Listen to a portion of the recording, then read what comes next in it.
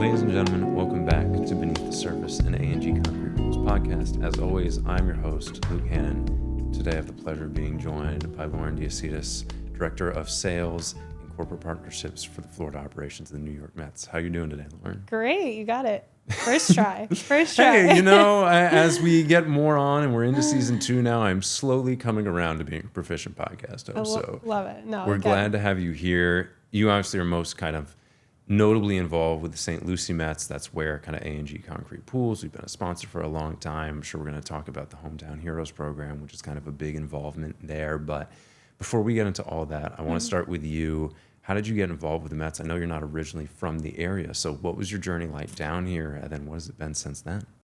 So I'm originally from Ohio, Toledo, Ohio. I moved down here in 2013 when I got an internship with the Mets. So I've been down here ever since, kind of a roundabout way.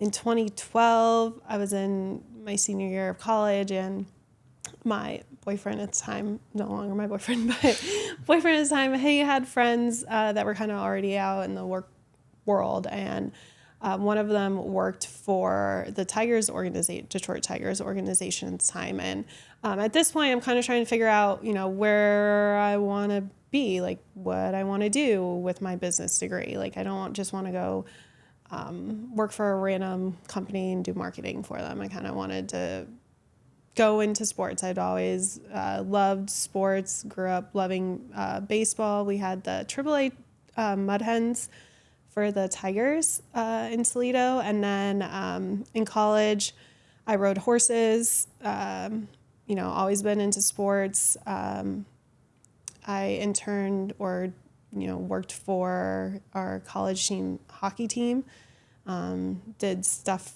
for them. In high school, I even was the stat girl for our high school baseball team. So I've always been around sports. I always just loved kind of like being involved in something. So with talking with my friend at the time, he said, if you want to get in baseball, you got to go to the winter meetings.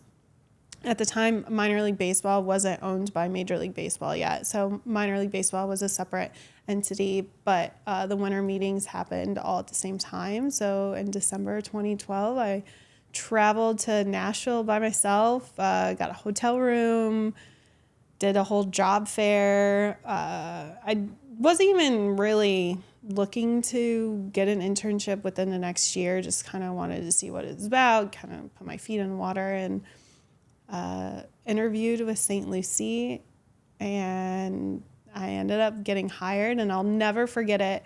Treyer Van Allen, who's now our vice president of Florida operations, he was one of the people that hired me, along with Paul Taglieri, who now works for the sheriff, chief of staff. But I will never forget, they hired me right before David Wright went into his press conference where he signed like his 8-year contract with the New York Mets. So that's kind of how long ago it was, and I'll never forget. It was, and here I am. Haven't left since. So basically it.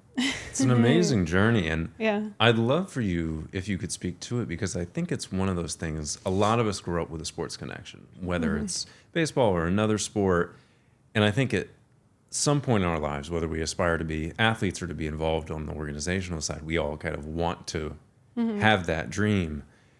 What you're describing there obviously isn't something that's easy. Could you talk about kind of how difficult it is to get into this field? Because I'm sure you're competing with thousands and thousands of people for jobs, even in the minor leagues, let alone the majors. Yeah. So the job fair was just more minor league baseball. I'm lucky enough to have gotten in with the St. Lucie Mets that are owned by the New York Mets. So I kind of get the best of both worlds. We have spring training and a minor league season. So a lot of the other teams that I did apply for are strictly just minor leagues. So you wouldn't be technically a part of any Major League Baseball per se. So it just happened. But at that moment, I don't think I really exactly knew what I wanted. I kind of just like forced myself to go try something, and it just all fell into place at the right time. And then while interning with St. Lucie through spring training in our minor league season in 2013,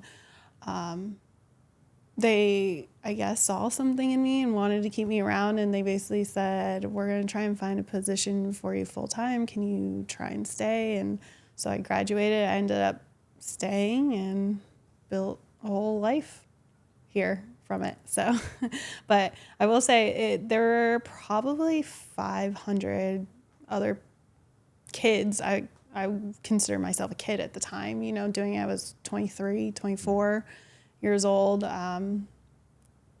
in college, and there were probably 500 other people vying for internships or entry-level positions. And Casey Blair, who's one of our GMs at Clover Park for the Mets, she actually applied for and interviewed for the same position internship I did, and she didn't get it.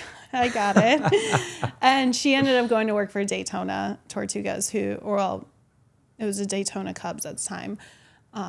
They're a minor league team in Daytona. But yeah, so it's just interesting. Once you kind of get in to the business, it's a very small circle. So getting in is the hard part, but once you're in, it kind of opens all the doors. But I think because I took a leap of faith and traveling by myself, you have to pay to go to a job fair, you have to pay for your hotel, not everyone can do that. I was fortunate enough to be able to do that and had the information from a friend saying, hey, this is what they do. This is your best bet if you want to get into it. And here we are. You bring up a great point there, which I'd love for you to kind of expound upon, which is this dual nature of having the minor league team owned by the major league affiliate. As we were kind of talking before we began taping today, that's not something that's particularly common in this day and age. So having that spring training along with the minor league season, I'd love for you to kind of take us behind the curtain a little bit, as much as you can, of kind of what that dual-faceted element is like. Because I know that's not something everyone has, and it's really unique to not only you on an organizational side, but for those of us of St. Lucie County, for those of us visiting, what that means for attending games, what that means for kind of the different experiences you can have, even just weeks apart. What's that kind of separation like? And I'm sure, what are the similarities between the two? Yeah, so we're very unique. Being in Florida and Arizona are the two places where spring training occurs for the 30 Major League Baseball teams. You have 15 in Florida, 15 in Arizona.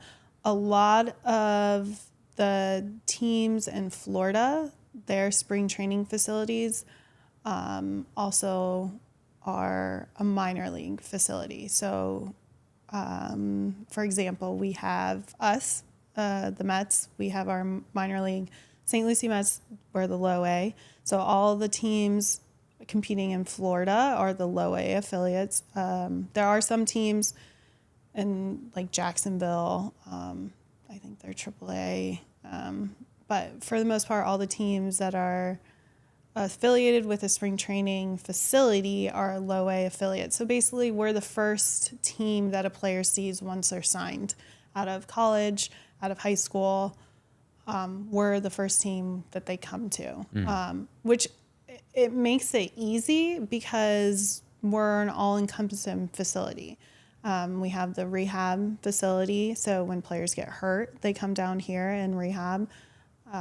When players are signed, down here is where they do all their physicals. We have all the doctors. We work with Cleveland Clinic, South Florida Orthopedic, HSS. So it's really beneficial to have ownership of our facility as a New York Mets owner because they, have kind of power over where the starting line for these players are. So it's very different from a high A, double A, triple A team that's throughout the country. Like I mentioned before, in Toledo, where I grew up, we had the triple A team for the Tigers. They're 45 minutes south, but the triple A team is owned by a third-party organization. To get into the nitty-gritty of it, when a player signs with a team and they're not part of the major league roster yet. They're playing for a minor league team. Unless that minor league team is owned by the team, they have to opt out their contracts to the other team. So it's like a whole system. But basically, each organization has their affiliates and then works with these third-party teams to say, okay, you're going to be our AAA team. You're going to be our AA team. But it's nice down here because we are part of the New York Mets umbrella that we still get to work with everyone at Citi Field. We see the same people that are down here during spring training that work up at Citi Field throughout the regular season. And then we see a lot of crossovers throughout the year as well. Tell me about the process, and you're in the midst of it right now, of building up to spring training itself. I mean, you have a lot of the players from the full fat team up in New York coming down, playing. I'm sure there's a ton of attendance. There's a ton of people excited to see those players, particularly in what I think is kind of a really unique, more intimate sort of setting with the minor league ballpark. You can really kind of get up close and watch the game in a way that you might not be able to in a major league park. What are the preparations that go in on your side to making sure everything goes smoothly and that the players have a great experience, but the fans have a great experience as well? So yeah, there's a lot in a very small window that we have to get done. Our minor league season ends in the middle of September, and then we still have players lingering, rehab players, because the major league team, they don't end until the end of September, beginning of October. The regular season ends, and then if you go into playoffs, you're playing all of October. So if that happens, they kind of keep some players on standby down with us for the major league team if there's any injuries, stuff like that. So we really have a small window, probably November, December, where there's nothing going on in the stadium to really kind of see what we need to prepare for the next season, because everything comes so quick. Because when you think about the holidays, working schedules, stuff like that. You come back from the holidays, there's players already at the field, and they're not, technically we don't have players report until February 9th this year. So my job is to handle all of our sales and advertising for the stadium. So when you come to the stadium and you see A&G Pool's sign in left field, that is my doing. I'm going out and kind of selling who we are as an organization to the community to say, hey, do you want to be a part of this? This is who we are. This is what we're doing throughout the year. We'd love for you to have a sign out here, really brand yourself to those coming from New York, to the locals that are coming to games. So that's my part of the overall part. Everyone kind of plays a role in how to get ready for spring, but the best thing is, and I just love to tell people this, is spring training is the beginning of the season. Everyone's excited. Everyone's happy. The scoreboard is 0-0, 0 wins, 0 losses. Like it's a blank slate. So it's warm down here. I mean, it hasn't been recently, but for the most part, people are excited. They're coming from cold weather. They're seeing sun that they haven't really seen in a while. So everyone's so positive and optimistic. There's changes, there's new players, there's maybe new prospects coming up. So it really gets everyone super amped for the season ahead. And so we really try to keep that momentum of being like, okay, something exciting's going on. Do you want to be a part of it, basically? Yeah. And it's something you and I obviously had interacted with, those kind of outfield signs, kind of the different integrations within the stadium with A&G. I'm curious as to your relationship with the company as a whole. What's your first memory of coming into contact with A&G? I have to imagine it's probably Travis, as is most people's first introduction. So actually it wasn't. It was, I don't know if you were around, Daryl Bowie. Yeah. So he was one of the first people I started working with, along with the former owner. And they were tough to get to do anything. Like, it was tough, trying to expand their partnership with us and everything. But I think Travis really saw,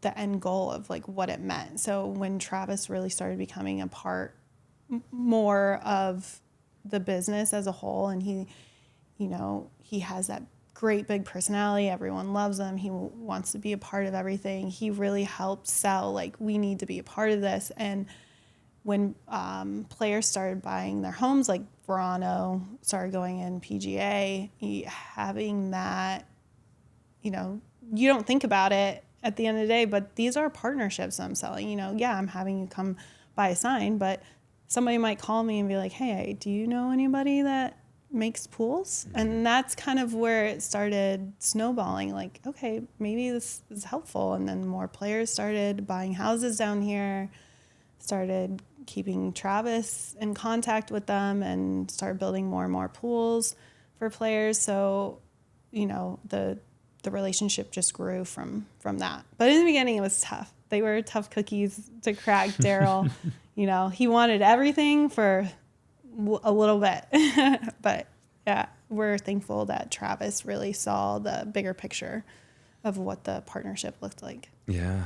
And I think he does have that foresight. It's one of his great talents to kind of see 5-10 years down the road and what it can develop into, and what you're talking about there with having those relationships with the professional athletes who do kind of become a part of the community for a period of time. And if they have the ability to own a home, or if they're thinking about kind of retiring down here, to have those connections as you outlined, I think it's like any great partnership where you're kind of going to bat for us and vice versa. If you're going to put your emblem in your name and say this company is worthwhile, that I can turn a player over to them and they're going to take care of them, we have to take that with kind of the utmost sincerity and understand both the pressure and the responsibility that comes in that to deliver, and then vice versa, of you guys advertising and making sure that our best foot is being put forward even when we're not there, which you have always done. We're very appreciative of that. On the topic of Daryl, who I know is so influential in this relationship as a whole, Hometown Heroes, which is, I believe, his brainchild originally. Yeah. I'd love for you to be able to speak about that. For those who don't know, it's an amazing program where we get the veterans involved with the first pitch during spring training. But tell us more about that. Certainly more than I. Yeah. So I want to say it's definitely started before me, or right around the same time as me. And pre-COVID, it was more just a first pitch recognition. And then COVID happened and we moved into the flag part of it. But, something that we really pride ourselves on in the community is working with our veterans, working with those that have sacrificed so much for us, and just doing as much as we can to give back to them. And bringing this Hometown Hero program where we spotlight a local veteran, or maybe active duty military as well, and just give them the recognition that they deserve, that they're not getting every day. There's so much turmoil in our country every day, and you don't think about the people that are actually the ones going to war for it. And we're out here playing baseball, that doesn't matter in life. So what matters is what these gentlemen or women they're putting their lives on the line for us. So this is just something super small that we can do to say, hey, thank you, and a lot of them, maybe they've never been to a baseball game before. This is their first time. Maybe they've never been recognized before. And they really, we try to make it super special. We give a shout out to them. They go on the field. We have a player catch their first pitch. We kind of give the little backstory on who they are, what branch of the military they're in, if they served, that sort of thing. And the community loves it. The fans love it. There's always a standing ovation at the end. And sometimes, depending on who the veteran is, we've had like 101-year-old World War II vets, and you're like, oh my gosh, this guy is seen it all, and you can't even fathom like what he's been through. So it gets emotional sometimes. We had one guy, I want to say last year or the year before, he actually played for the Brooklyn Dodgers, Really? like way back in the day. And so that was just cool. And he was like brought back so many memories for him of like, you could see he was just like beaming ear to ear, smiling. Like he was in a wheelchair, but he wanted to like stand up and play catch with one of the players for a little bit, just kind of like bring that feeling back. And you're just like, wow. Like, so it's just something we love doing that sort of thing. We do it for every spring training home game. And then we do it, I think every Saturday home game throughout the minor league season as well. And then obviously we have our big military appreciation weekend. But like I mentioned before, when COVID happened, we couldn't go on the field and do a first pitch. So Casey and myself, we were thinking like, how can we still make this impactful for these veterans to be recognized at the game? And we said, okay, well, why don't we have include in Travis's agreement that we work up, we're going to order the flags, and after every game, lower the flag and we'll fold it and we'll present that to the next veteran of the game. So we didn't realize how impactful that was as well, and that kind of has stuck. So now our veterans are getting a first pitch and a flag at the end of the game. So, or at the, that a flag that was flown over Clover Park prior. So that's pretty meaningful to them as well. And then something new we've implemented this year is the branded first pitch balls by A&G Pools with blue laces to match. It's a very exciting thing. And when we had the discussion on if it would be possible, and I had no idea. well, and thankfully the answer was yes, which made it much nicer. But it is one of those things to where, much in the same way you guys have that line, wanting to shine a light on those individuals who are giving the ultimate sacrifice, who are really kind of putting themselves on the front lines, quite literally, for our freedoms, for our abilities. That's something that A&G has always been aligned with as well. So we want to make sure that that's kind of a moment that they have, and we want to stand by them in that, to be able to kind of offer them a special, unique baseball along with the flag they're getting. I think it's fantastic. And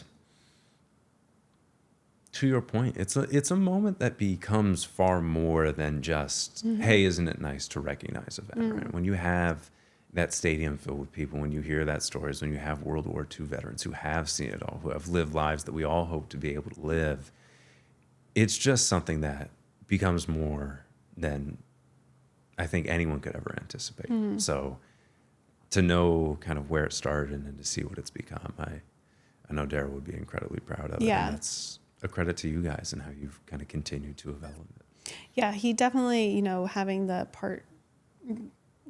being a part of the American Legion in the area as well has really brought that to life. And there never seems to be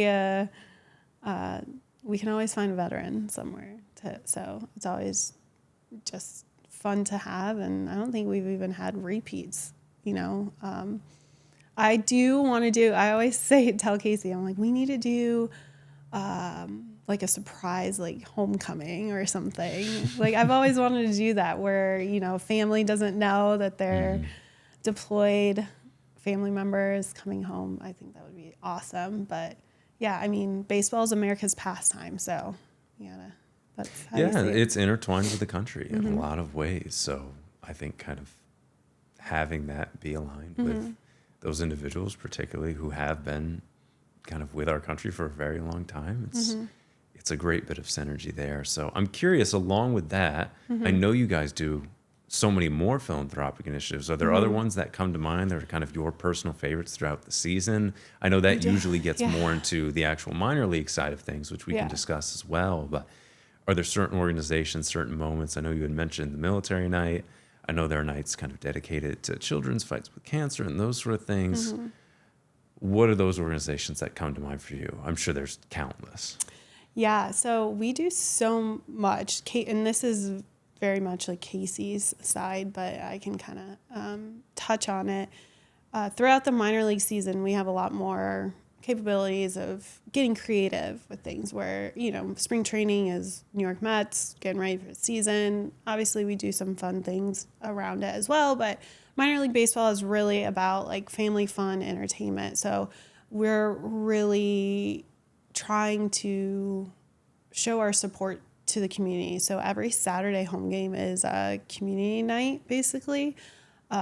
We work with a nonprofit in the community. We've worked with United Against Poverty, Boys and Girls Club, Christmas for Kids, and we do special jersey nights. So we've done Scooby-Doo night, we've done SpongeBob, we've done big Star Wars night, stuff like that. And the players will wear special jerseys for those nights.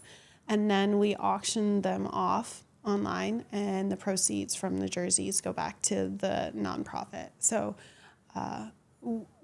that's every Saturday. So we probably have about like 10 Saturdays throughout the summer. So 10 different nonprofits we work with, all different types of nonprofits. We really try to broaden our horizon of who we're working with in the community. How can we best make our mark in the community and just make sure we're everywhere with everyone, and Casey does an amazing job of being a part of every nonprofit organization you can think of. She's a part of it, been there at a meeting or something, and has a relationship with somebody.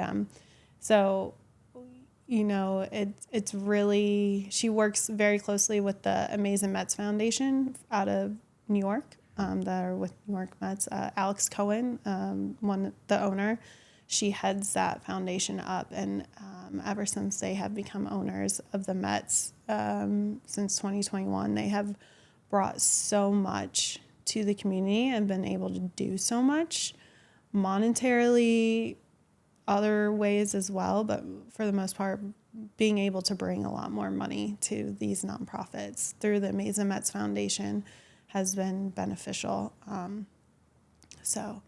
It makes for fun nights where you see the players like dressed up for Star Wars. Scooby-Doo was fun. Harry Potter is a huge night at the stadium. We usually do that on back to school night, and we do a fun Harry Potter themed giveaway of the different houses, and everyone wants what their house is. And so it just gets people, they might not be baseball fans, but they're Harry Potter fans. So then they want to get their Harry Potter merch, so they're going to come watch a baseball game. So that's kind of how you're able to tie it all together. We're not just selling baseball, we're selling entertainment for everyone. I'd love for you to kind of talk about that as someone who has a lifelong relationship with minor league baseball. Obviously, you mentioned growing up around a team, having a team here. I'm curious as to what your thought is. What is the community impact of having a minor league team? Because it's not something every town has. It's not something every city has available to them. Having lived in two different parts of the country, but having that in both, what have you seen as kind of the great advantage of having minor league baseball in your own backyard? For me, it just brings everyone together. I think it brings people something to do. But you're maybe not just going to go watch a baseball game. And like I mentioned before, maybe you don't like baseball, but you like Harry Potter. So you want to go see what the fuss is about at Harry Potter night. So it just really brings everyone together because you can have different interests and still be brought together at a minor league baseball game. There's, like I mentioned before as well, there's so much more we can do we can go outside the box with thinking of in between game contests. We do so many fun contests in between the games with our local partners. We have St. Lucie Draft House, a staple restaurant. They do beer pong. We have these big, giant garbage cans you throw a big ball into and try. So it's just fun, and we do a lot of promotions during our minor league season. I actually met my husband during minor league baseball. So interestingly enough, him and his friend at the time, when I first started, I was the MC on the mic. So I was calling like in between games, like, hey fans, today this is our fan of the game, or doing all that goofy stuff. So I was the MC host on the field, and my husband and his friend, at the time we had a bobble contest where you put like a pedometer on your head. You had to see, like, you bobble your head, have to see how many like bobbles you could get in. My husband and his friend at the time did that, and basically that's how we ended up meeting. So, I mean, there's just so much to offer at a minor league game. We do a ton of promotions. We do $2 beer night, which is everyone still loves. It used to be $1, but inflation, I guess. $2 beer, $2 hot dog, popcorn, soda. So everyone loves those like quirky things to do. And I think how our schedule is laid out, it's not an everyday occurrence. So then when it does come around, it's like, oh, we got to get there. We got to go, because who knows when the next dollar night is going to be, or the season's almost over. We're not going to be able to be here until next year, that sort of thing. So it just adds excitement. And with all the different things we have going on, we do fireworks nights. We have, we're doing a drone laser show for Star Wars night this year. So it's just not baseball. It's not all about baseball. Yes, the players, they're great. They're all amazing athletes.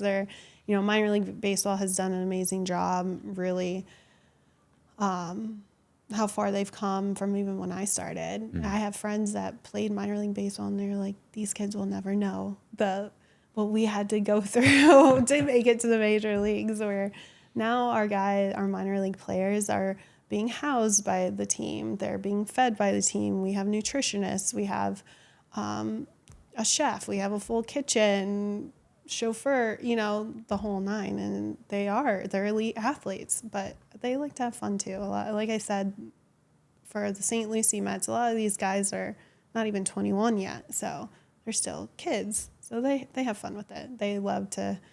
It's much easier to get them to do things for us if we need it. I'm curious, because you alluded to it there, with your tenure in the organization, mm-hmm. starting out kind of in that more MC type role, getting to the position you're at now. Mm-hmm. I imagine you've seen so many evolutions of the game itself, mm-hmm. but the players, the operations. Are there kind of big changes that come to mind, or particular points in time where you're like, that was where the paradigm shifted, or something really evolved from what it was to what it is now? Yeah, so COVID definitely was a huge shift. COVID, minor league baseball was bought by Major League Baseball. So now, before it was two separate entities, like Major League Baseball and Minor League Baseball. Minor League Baseball had their own commissioner and everything like that. Now they're grouped together, and Major League Baseball oversees the operations. And there's been so many changes and just rules. And in a good way, like I mentioned before, players prior, minor league players are only making $1,500 a month, but still have to find a place to live, have to feed themselves. They're struggling. Now they are part of a union, whereas before only the major league players are a part of a union. So that shift definitely changed the way organizations run their team and their facilities and the amount of people that work in the organization. I've just seen it. The amount of people that come down now from New York for spring training is probably 3 times as many from when I first started. Wow. It used to just be like the owner, the GM, maybe assistant GM, a couple baseball operations guys, and then your clubhouse, and then that was it. Now we have all the analytics. There's all of the technology now involved in reading players' pitches, reading players' hitting. There's all this technology they put into our facility, cameras, things that go on the knobs of bats that read like velocities coming off the bat. Like, it's just crazy the amount of, it's not just anymore looking at somebody's swing and be like, oh, just adjust your shoulders this way or something. It really does come down to metrics and data and stuff like that. So that's another crazy thing to see. And then more into technology, minor league baseball has been testing this. It's the ABS system. So it's basically the umpires are still, we still have a home plate umpire, but there's like an AI robot calling balls and strikes.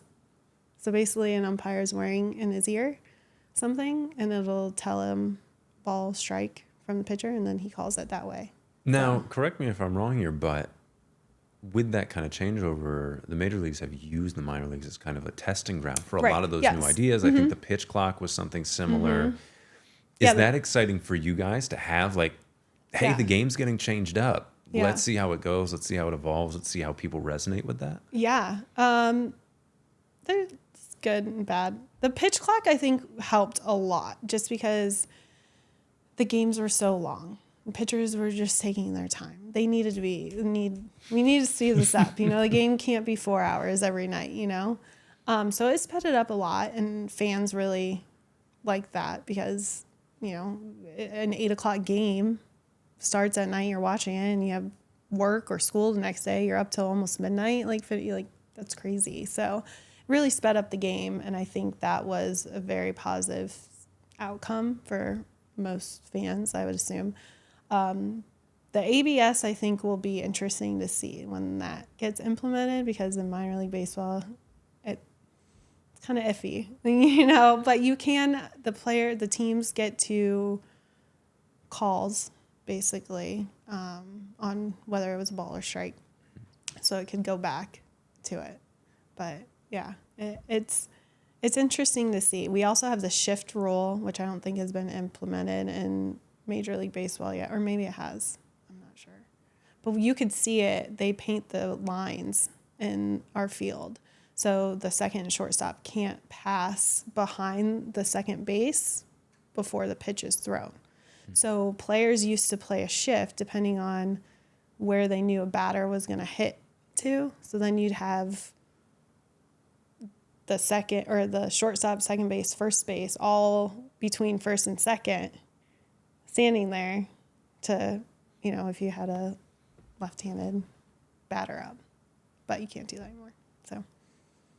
Well, I think it's one of the kind of beautiful things about what you guys have the opportunity to, like you talked about earlier, whether it's the programming or the game itself, you have that flexibility to kind of experiment and see what works for the game and make those changes that then, I guess, trickle up more effectively than just kind of implementing them on the professional league, having there be pushback. You guys can kind of do a lot of the testing for that. Yeah. And then see, especially with all those data analytics.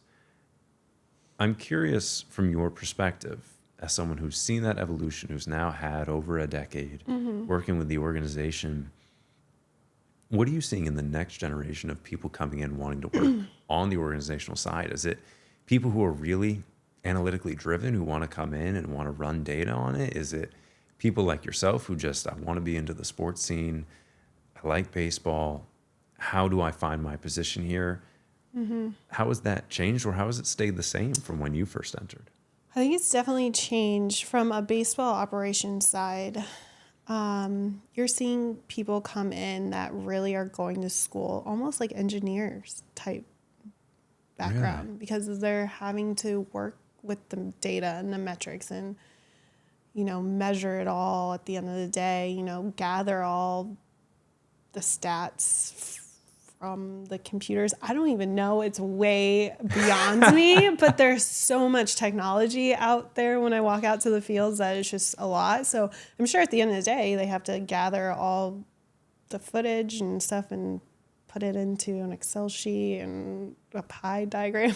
I'm sure there's some way, but like, so there's people probably going to school that they're math or engineer majors, or, you know, so that's very different from when I started. There was no, you know, you kind of just had what you wanted to get into, and you kind of fell into that role, where now I'm sure there's a lot more, like you have to have a lot more background. Like you have to be good at math. You have to figure out data. I don't know, but it's a lot. I mean, I see it from people that have been in the organization and still are working in an organization and now have to kind of teach themselves the same type of way of working with the players, and all the iPads, all the computers and stuff like that. There's so many iPads around our organization. There's iPads everywhere. So it's interesting to see that side where I feel like you really have to have a qualification to get into the analytic baseball operations side. My area, I think you still can kind of fall into it, and just as long as you have that passion and drive and want to learn, you can't really teach what I do. It's more of just figuring it out along the way, and developing relationships and developing, what's best for your organization and your community. So I think, we do have the new generation coming in and working with us, and it's very weird to see, because I feel like I'm still 25 and I'm not. So I'm like, oh, I should be your age, but I guess not. And just working with them and kind of seeing like, okay, wow, like, there's a very different generation of people and how they value work or value time, and just knowing you kind of have to have the want to work in sports and understand that it's not a 9-to-5 type of job, so yeah, it's very different. With the season upcoming, I'm sure there are some things that you guys have been working on. We talked already about kind of this new version, the Hometown Heroes with the customized baseballs. What are you personally most excited for with the upcoming season? So I don't know if I would say excited for it, but definitely new this year is we're finally coming to 2026, all digital, no more printed tickets. Really? So we're finally getting into, if you get a ticket, it's all digital. It's on your phone through the ballpark app. And just learning getting through those humps and hurdles of, we are amongst a very retired community. So you have your older people that are very set in their ways and want their printed tickets. So kind of helping bridge that gap of this is more beneficial for you. So that's kind of fun to see that transition. Because again, when I started, they weren't even scanning tickets. They would tear your tickets and keep them in piles. Like that's really dating myself. So that's fun to see. I just always like every year seeing the fans just excited for another season. There's always changes, and as much as it hurts to see some players go, it's exciting to see the new players, the new prospects, what can we do this year that will make it better than last year? Maybe this is the year we win the World Series. I don't know. But it's always just fun to see that. And again, working in minor league baseball and seeing these guys start with us and then potentially become a major league player is always, you almost like feel proud. Like you're like, oh, I was part of their minor league life, like getting there. So that's always exciting to see. So, yeah. Well, I appreciate you taking the time to come speak with me today. It was a pleasure talking with you. I'm excited for the season. I hope I get to catch as many games as I can. Yeah. I wish you the best. Thank you. It was super fun. Ladies and gentlemen, thank you so much for joining me for my conversation with Lauren. It was fantastic to have her here and to hear all about what the St. Lucie Mets and the New York Mets have got going in the upcoming season. I encourage you, if you haven't had the chance, go to Clover Park, enjoy a ball game. It is a fantastic experience, whether it's spring training or the minor league season. It is all wonderful there. Make sure if you see Lauren to say hi. But if you'd like to watch any of our past episodes, whether that be season 1 or our first 2 episodes from season 2, feel free to watch those wherever you get your podcasts, YouTube, Spotify, Amazon, or Audible. And we'll see you next time.